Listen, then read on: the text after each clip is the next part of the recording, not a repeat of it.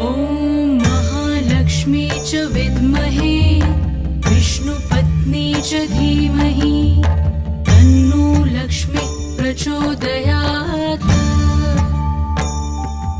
ॐ महालक्ष्मी च विद्महे विष्णुपत्नी च धीमहि तन्नो लक्ष्मी प्रचोदयात्। ॐ महालक्ष्मी च विद्महे विष्णुपत्नी च